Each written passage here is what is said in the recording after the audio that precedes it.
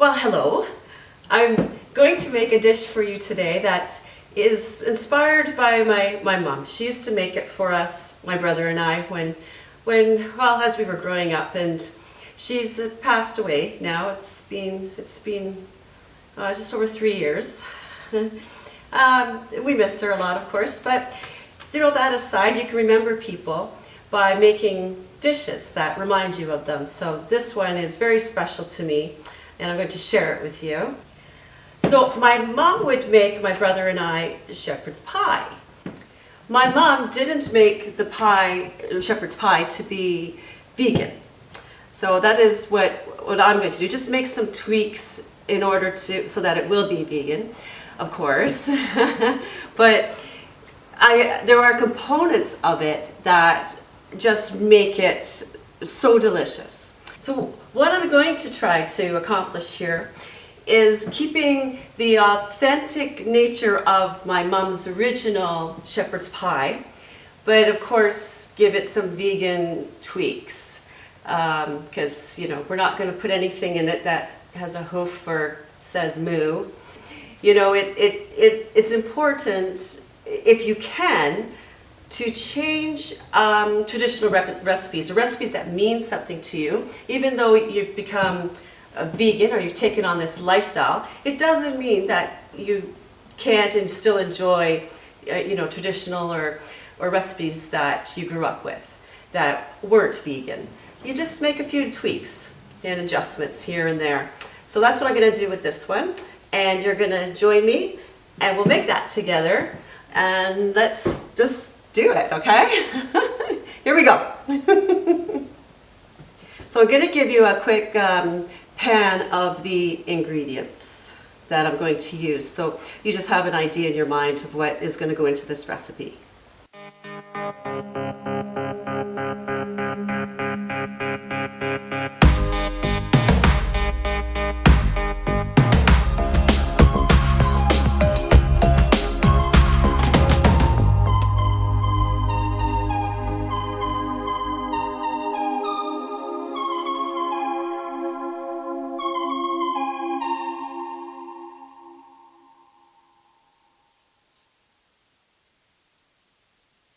So cook the potatoes as you would to make a mashed potato.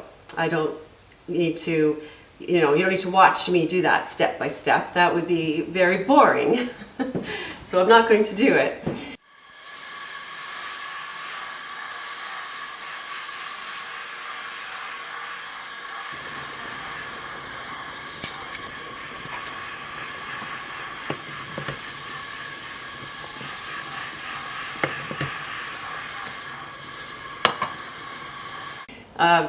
Then what my mom would do, and what I like to continue to do, is I cook the carrots separately. Now the carrots, you need more than you think that you're going to need, but I cook the carrots separately, of course, because that's how my mom did it, but it makes that layer, and it looks nice when you have the dish plated up. And I just like it. I know it's an extra step, and if you really don't have the time and you don't want to do that, don't do it. It's okay. The sky won't fall in on you. So I do, though. I like to take that extra step and do it. And I think personally it makes a difference, and makes me think about my mom when I eat it. So that makes a difference for me. And also I like the look and the taste. There's something different when the carrots are on their own as to just muddled up in the rest, with the lentils and that. It just tastes a little cleaner that way, to me.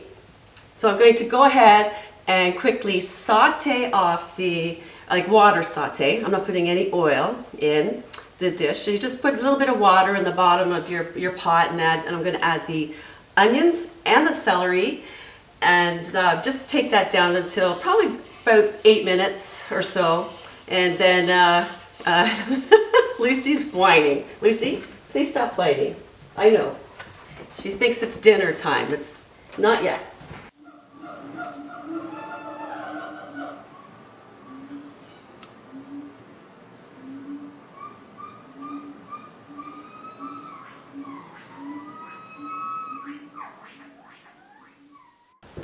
I'd like to quickly show you just an example of a fresh and a dried bay leaf.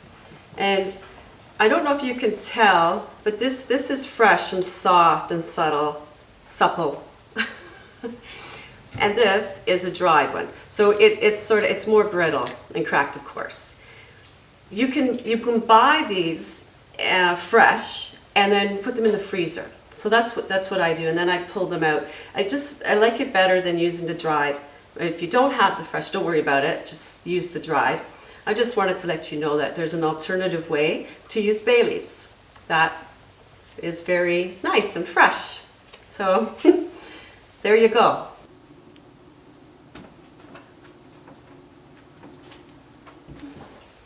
Lots of tips here on this channel.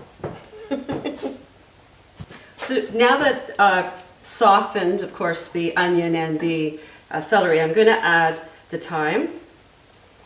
You can use whatever herbs you like. I love thyme, and I've got a lot of it right now in the garden.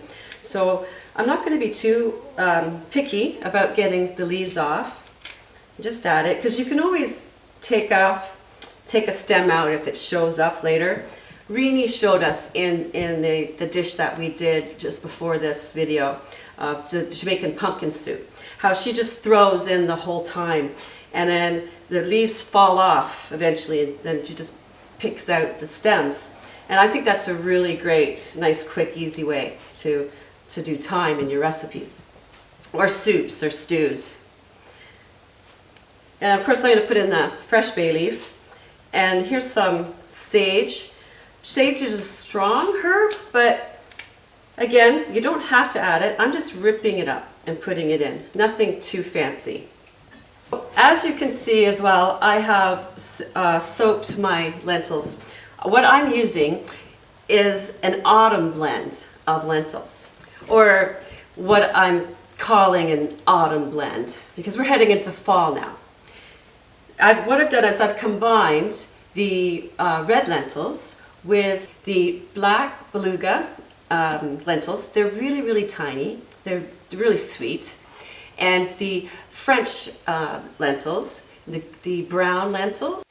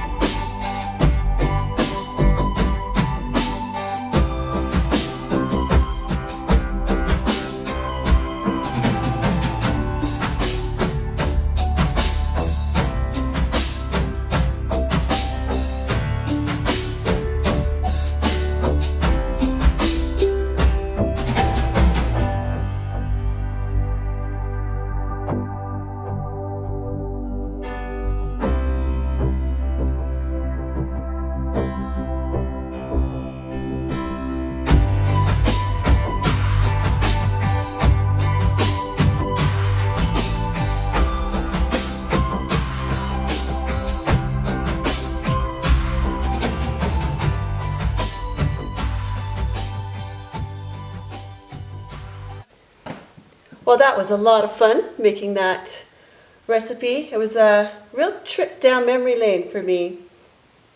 What do you think, Mom? Was it good?